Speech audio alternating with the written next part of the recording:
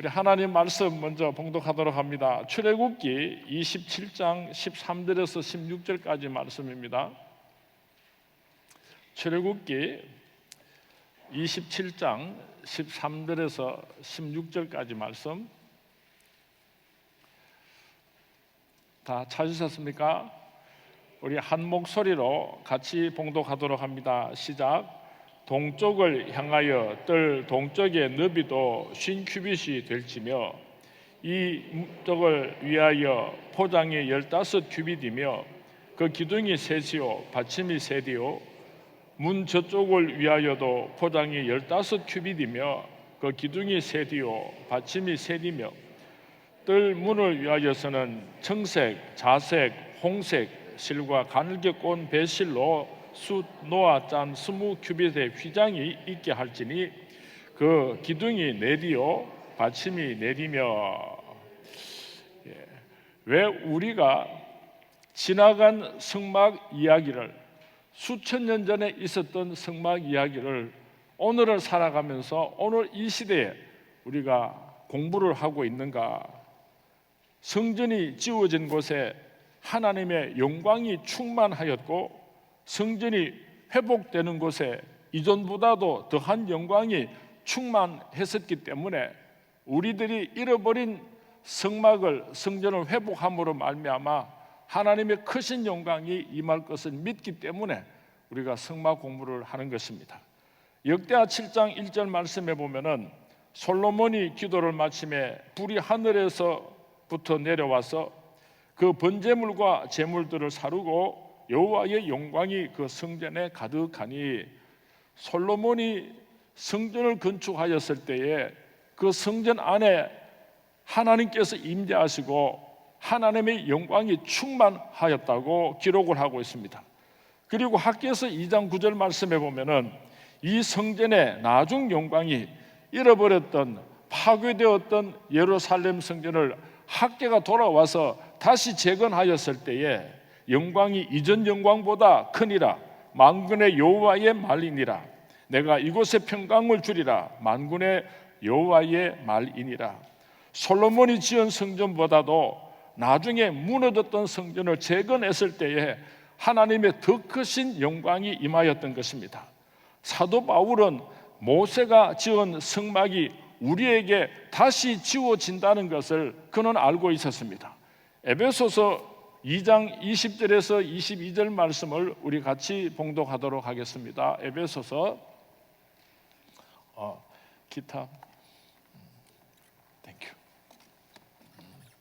에베소서 2장 20절에서 22절 말씀, 그 뜻을 생각하며 같이 봉독합니다. 시작. 그리스도 예수께서 친히 모퉁이 돌이 되셨느니라. 그의 안에서 건물마다 서로 연결하여 주 안에서 성전이 되어가고 너희도 성령 안에서 하나님이 거하실 처소가 되기 위하여 그리스도 예수 안에서 함께 지어져 가느니라. 이 사도 바울은 성전에 대해서 언급을 하면서 지어져 간다, 지어져 가느니라, 이 말씀을 되풀이하고 있습니다. 다시 말하면 오늘 우리들도 개인적으로 우리 성령의 전을 지어가게 되고 주님의 몸된 교회도 우리 서문교회 모든 성도님들이 함께 지어간다는 것을 사도 바울은 우리에게 가르쳐주고 있는 것입니다. 성령의 성전이 지어진 사람에게 하나님의 영광이 임할 줄로 믿습니다. 그 얼굴에 광채가 날 줄로 믿습니다. 이번에 우리가 성막 공부를 하면서 그냥 머리로서 깨닫는 것으로 끝이 나는 것이 아니라 우리 심령의 성전을 함께 지어가심으로 말미암아 우리 서문교회를 아름다운 성막으로 완성시켜 나감으로 말미암아 하나님의 큰 영광이 우리 서문교회와 우리 성도님들의 심령 위에 충만할 수 있게 되기를 주님의 이름으로 축원을 드립니다. 그래서 우리가 성막 공부를 하는 것입니다. 지난 주일날 성막 공부는 우리가 무엇에 대해서 공부를 했습니까? 다 잊어버렸습니까? 그럼 새로 할까요? 지난 주일은 성막의 크기에 대해서 제일 먼저 살펴보았습니다. 가로가 길이가 얼마라 그랬습니까? 100규빗. 세로가 길이가 얼마라고 했습니까? 50큐빗. 한 큐빗이 우리 팔뚝 길이 하나의 길이니까 약 45cm쯤 되니까 길이가 45m고 폭이 22.5m인데 어느 것하고 크기가 똑같아 그랬습니까?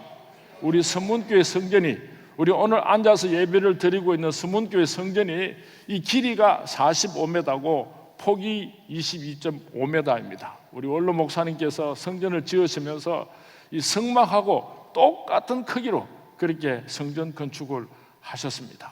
우리가 이 성전에 들어올 때마다 옛날에 모세가 지었던 그 성막과 동일한 크기의 성전에서 우리가 예배 드린다는 자부심과 긍지를 가졌으면 참 좋겠습니다. 그리고 성막의 기둥은 어떻게 만들어졌다고 했습니까? 무엇으로 만들어졌다 그랬습니까? 조각목으로 만들어졌다 그랬어요. 아카시아의 일종인데요, 이 조각나무는 아무 쓸모없는 천한 나무입니다. 가시가 있는 나무입니다. 나무가 곧게 자라지를 못했기 때문에 그 조각나무를 켜가지고 기둥을 만든다고 하는 것은 사실은 불가능한, 그럼에도 불구하고 하나님께서는 자신이 거하실 성막의 기둥으로 조각목을 선택하셨다고 하는 것은 매우 깊은 의미가 있습니다. 그것은 다시 말하면 오늘 하나님께서 아무 쓸모없는 저와 여러분을 선택해서 주님의 몸된 교회의 기둥을 삼으시고 하나님 나라의 주인공으로 선택하셨다고 하는 사실입니다. 우리가 세상 사람들보다 조금이라도 나은 것이 있기 때문에, 그래서 하나님께서 우리를 선택하신 것이 아니라, 만약에 하나님께서 세상 사람들 가운데 하나님 마음에 쏙 드는 사람들을 골라가지고 기둥으로 삼기로 작정하셨다면 저를 포함해가지고 한 사람도 택함 받지를 못했을 것입니다. 이 조각나무가 한 가지 쓰일 때가 있는데요, 언제 쓰이는가 하면은 불쏘시개로, 불이 타지 않을 때에 그 조각나무들 조각조각 난 것을 불 속에 넣어서 붙이면은 그 불이 활활 탈 수 있도록 그렇게 불쏘시개로 잘 사용되는 나무인데, 우리가 예수님을 만나지 못하고 하나님께서 우리를 선택하지 아니하셨다면은 우리는 지옥불에 불쏘시개로 쓰임 받다가 지옥불에 들어갈 수밖에 없는 그런 인간들입니다. 하나님께서 우리를 택하여 주신 것은 하나님의 은혜인 줄로 믿습니다. 지난 주일 우리 설교 제목이 뭡니까? 나의 나된 것은 다 하나님의 은혜라. 나를 지으신 이도 하나님, 나를 지으신 이도 하나님, 나를 하나님, 나의 나 된 것은 다 하나님 은혜라. 그 마지막 부분에 가가지고요, 우리 찬송을 부를 때에 화면 끝에 한량없는 은혜, 갚을 길 없는 은혜, 내 마음을 내워 사는 하나님의 은혜, 나 주저함 없이 그 땅을 밟음도, 저는 이 부분을 찬송을 부르면요 자꾸만 눈물이 나와요. 나 주저함 없이 그 땅을 밟음도, 나는 죄인입니다.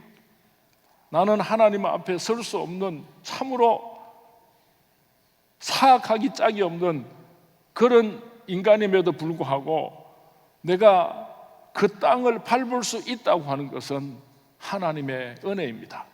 그 땅을 밟는다고 하는 것은 내가 죄인임에도 불구하고 성전에 올라와서 성전의 마당을 밟을 수 있다는 것입니다. 내가 죄인임에도 불구하고 내가 장차 조금도 두려워하지 않고 담대하게 천국을 향해서 걸어 올라갈 수 있다는 것입니다.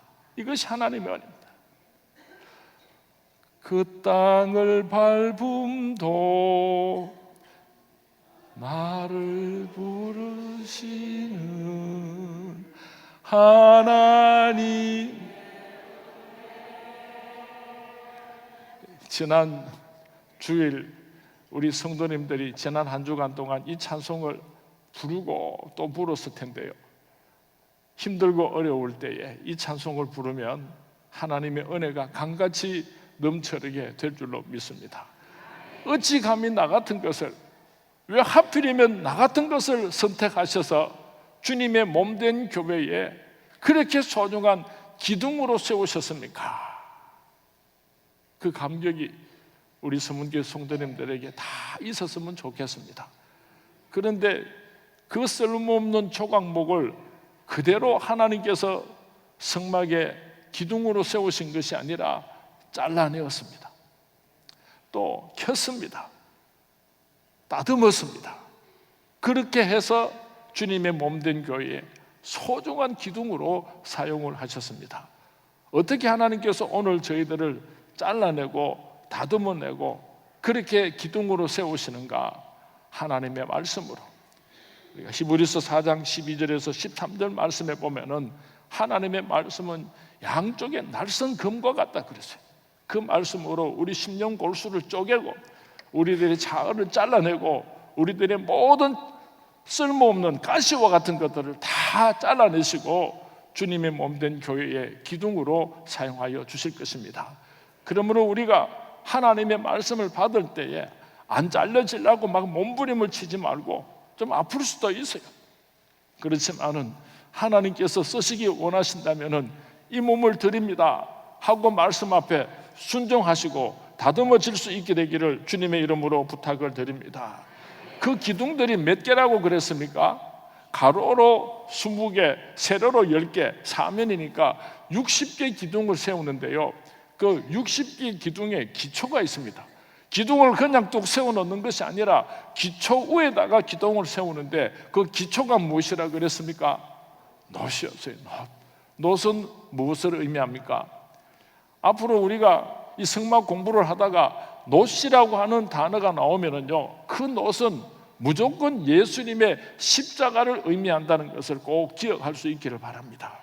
예수님의 십자가 위에 우리가 기둥을 세워야 든든하게 세울 수 있다는 것을 말씀드렸습니다.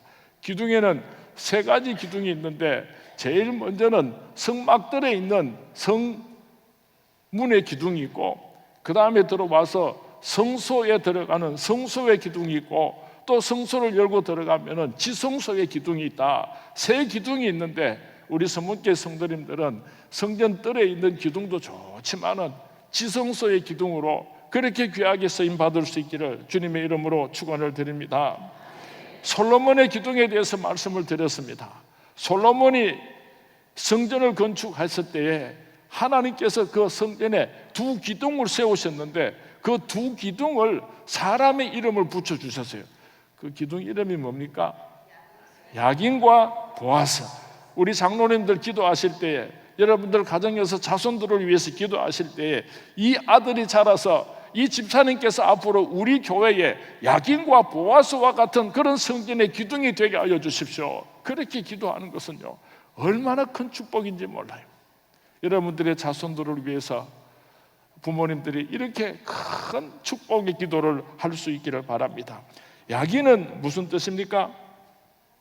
저가 세우리라. 보아스는요, 그에게 능력이 있다. 저가 세우리라. 그에게 능력이 있다. 우리 서문교회 권사님들은, 우리 서문교회 안수집사님들은, 우리 서문교회 모든 장로님들은, 오늘 금요 예배에 참석하신 우리 모든 성도님들은 주님의 몸된 교회에 야긴과 보아스가 될 수 있기를, 저가 세우리라. 그에게 능력이 있다. 그런 주인공들이 될 수 있기를 주님의 이름으로 축원을 드립니다. 울타리를 60개를 둘러가면서 기둥을 세워놓고 그 기둥을 울타리로 덮었습니다.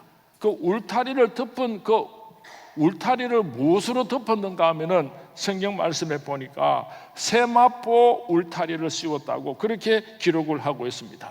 세마포는 무엇을 의미하는가 하면은 예수님의 거룩하시고 성결하심을 의미합니다. 요한계시록에 보면은 우리의 행실이라 그런 말씀도 있습니다. 그리고 장차 우리가 천국에 들어갈 때에 세마포 옷을 입고 천국에 들어간다고 요한계시록에 기록을 하고 있습니다. 성막에 기둥을 다 세워놓고 그 기둥들을 둘러가면서 세마포천으로 덮었더라고 성경 말씀에 기록하고 있습니다. 그런데 그 성막의 그 기둥이 높이가 얼마나 되는가 하면은 5큐빗입니다. 2.25m가 되니까 사람들이 서서 그 성막 안에 무엇이 있는지를 알 수가 없습니다. 사람들의 키가 106, 70cm 그 당시 평균 키가 되었으면은요 2m 25가 되니까 바깥에서는 성막 안에 무슨 일들이 일어나는지를 전혀 알 수가 없었습니다. 그 성전 안에 들어가야 그 성전 안에서 하나님께서 어떤 축복과 어떤 역사들을 행하시는지를 그 성막 안에 들어가야만 하나님의 세계가 보여졌던 것입니다. 울타리는 영적인 교훈이 있습니다. 첫 번째로 그 울타리 안에 들어오게 되면은 안전합니다. 울타리 밖에는 사탄 마귀의 세상이고 울타리 안에는 하나님의 축복과 보호하심이 기다리는 그런 세상으로 구별되는 것을 의미하는 것입니다. 울타리는 소유를 의미합니다. 울타리 안에 있는 것은 주인이 있습니다. 울타리 안에 주인이 되시는 하나님께서 그들을 지키시고 보호하시는 귀한 축복이 기다리고 있는 것입니다. 그리고 그 울타리 안에 들어오게 되면은 하나님의 공급하심을 받을 수가 있습니다. 요한복음 15장 7절 말씀에 보면은 너희가 내 안에 거하고 내 말이 너희 안에 거하면 무엇이든지 원하는 대로 구하라 그리하면 이루리라.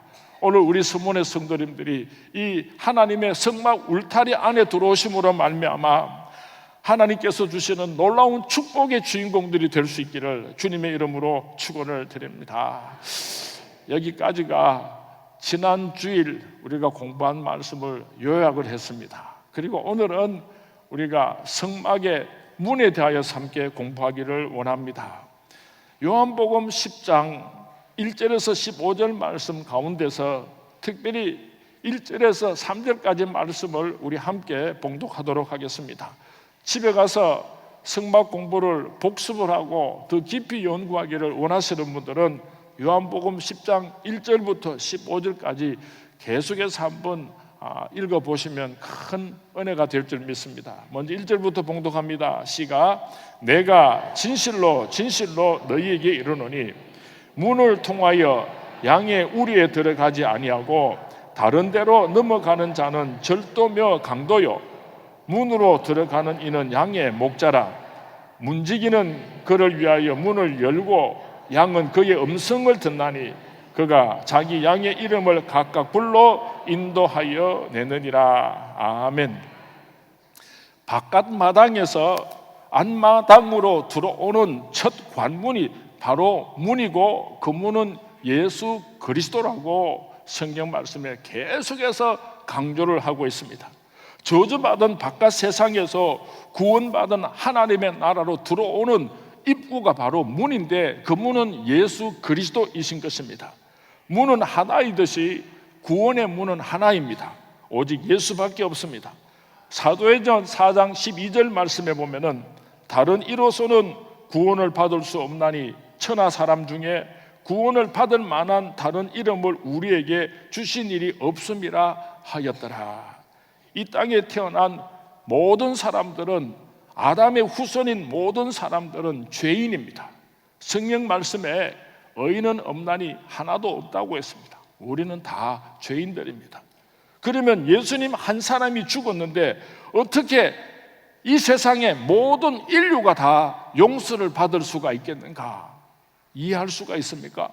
예수님 한 사람이 나를 대신해서 십자가에 못 박혀 죽으셨다면은 내가 그래서 용서를 받을 수 있으면은 그래도 좀 이해를 하겠는데 예수님께서 한 사람 죽으심으로 말미암아 어떻게 온 인류가 하나님으로부터 용서를 받을 수 있었는가?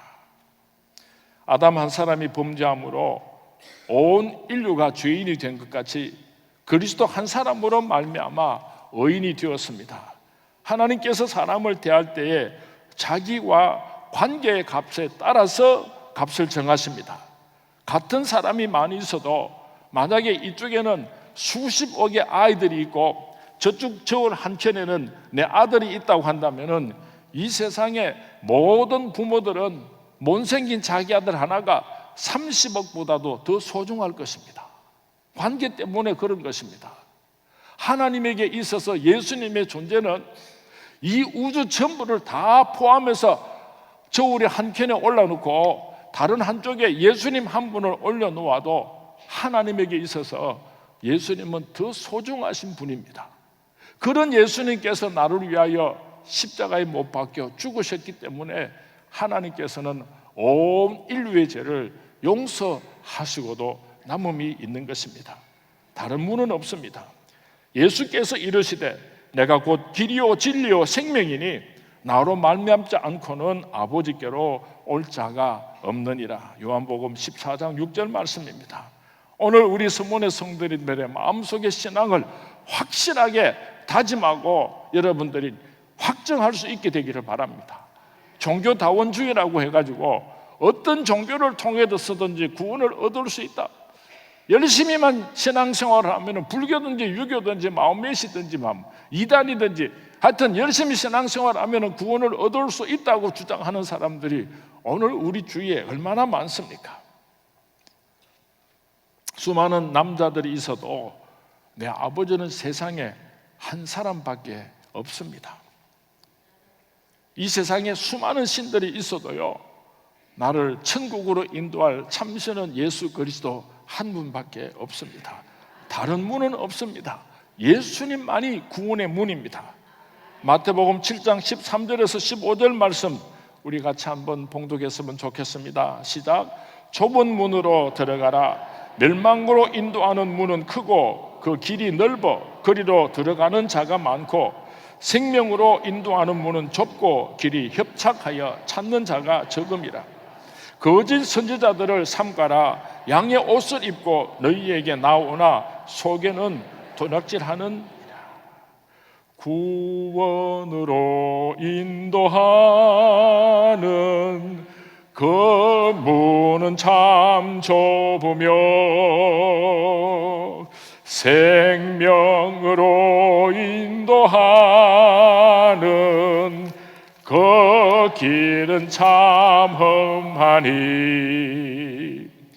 우리 몸에 지워 있는 그 더러운 죄짐을 하나 없이 벗어놓고 힘써서 들어갑시다. 구원으로 인도하는 그 좁은 문 들어가 영생으로 인도하는 그 생명길 갑시다. 성막의 문은 하나밖에 없습니다. 유일한 문입니다. 두 번째로 성막의 문은 큰 문입니다. 동쪽이 50큐빗 가운데서 20큐빗이 문으로 되어 있습니다. 하나님께서 성막의 문을 만드시면서 그렇게 큰 문을 만드신 까닭은 누구든지 들어오라고 하나님께서, 사랑의 하나님께서 성막의 문을, 구원의 문을, 큰 문을 만드셨습니다. 세 번째로 성막의 문은 동쪽으로 문이 나 있었습니다. 들어올 때는 서쪽을 보고 들어와서 나갈 때는 동쪽을 보고 나갈 수 있도록 동쪽에다가 문을 달아 놓으셨습니다. 서쪽이라고 하는 것은 해가 지는 곳입니다. 어두운 곳입니다. 쓸쓸한 곳입니다. 음산한 곳입니다. 그러나 동쪽은 해가 뜨는 곳입니다. 광명한 햇살이 비추는 곳입니다. 마귀가 떠나가고 성령의 역사가 일어나는 곳이 바로 동쪽을 의미하는 것입니다. 성막은 죄를 가지고 들어왔다가 죄를 다 버리고 기쁨으로 돌아가는 곳입니다. 성막은 기도하는 제목을 가지고 들어왔다가 기도 응답을 받고 나가는 곳입니다. 성막은 병을 가지고 들어왔다가 그 병들을 고침을 받고 할렐루야 찬양하면서 나가는 곳입니다. 나갈 때는 큰 기쁨으로 나가는 것이 바로 성막의 문인 것입니다. 어떤 성도님이 이사를 했습니다. 그래서 어느 교회에 등록을 해야 할 것인가 결정하기가 참 어려워서 한 번은 길을 가다가 경찰 순경에게 물었습니다. 제가 교회를 가고 싶은데요, 어느 교회를 갔으면 좋겠습니까? 그랬더니요, 대구 서문교회 가십시오 하고 우리 서문교회를 가르쳐 주더랍니다. 그래서 아니 경찰 아저씨도 교회 다니세요? 이러니까 나 교회 안 다니는데 그런데 어떻게 서문교회를 나에게 추천을 합니까? 그러니까 그 교회 성도들은 예배를 마치고 나올 때 보면은 그 얼굴이 싱글벙글 웃으면서 나오는 것을 내가 여러 번 봤는데 이왕에 교회를 가려면 대구 서문교회 가서 그렇게 가르쳐 주더랍니다. 이게 내가 지내는 이야기인데 우리 서문교회가 진짜 그랬으면 좋겠어요.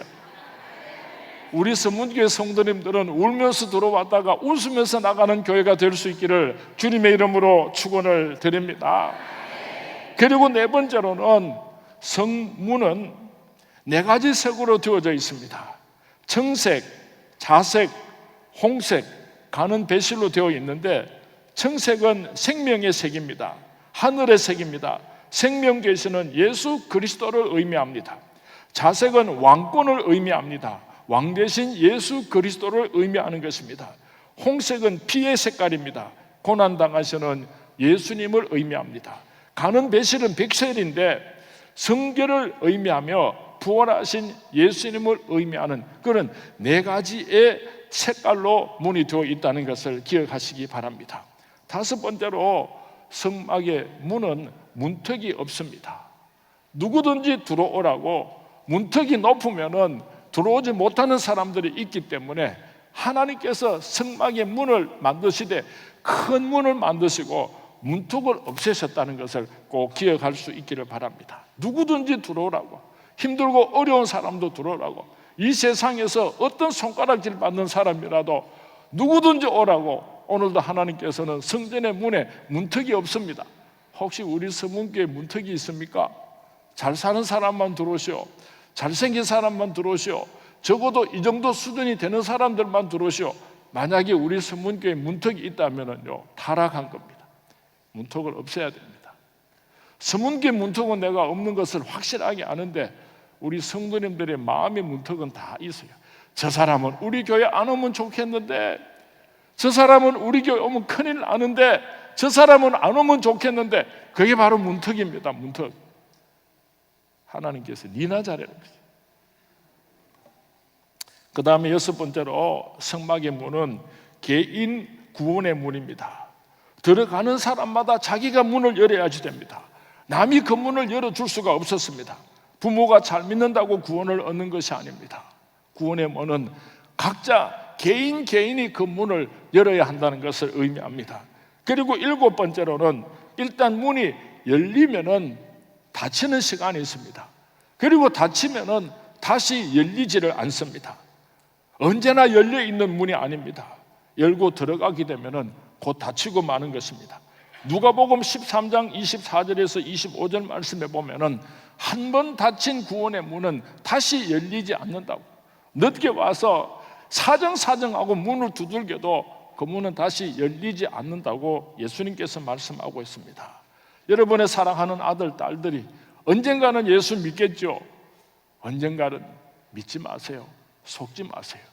그 구원의 문이 한 번 닫히면 열 수가 없습니다. 장막에는 세 개의 문이 있습니다. 첫 번째 문은 성막의 문입니다. 이것은 구원의 문을 의미합니다. 두 번째 문은 성소의 문입니다. 이것은 성령 세례의 문입니다. 세 번째 문은 지성소의 문입니다. 영계의 문입니다. 우리 서문의 성도님들은 지성소의 문까지 활짝 열릴 수 있게 되기를 바랍니다. 구원의 문을 통과한 자는 성소의 문으로 들어가야 합니다. 성막들에만 들어오는 것이 아니라 성소의 문을 열고 들어갈 수 있어야 하는 것입니다. 그곳에는 떡상과 촛대를 만나게 되는데 하나님의 말씀과 성령이 불을 상징합니다. 성소의 문으로 들어가면 성령의 세계가 열리게 됩니다. 하나님의 말씀의 떡을 먹고 말씀의 눈이 열리게 됩니다.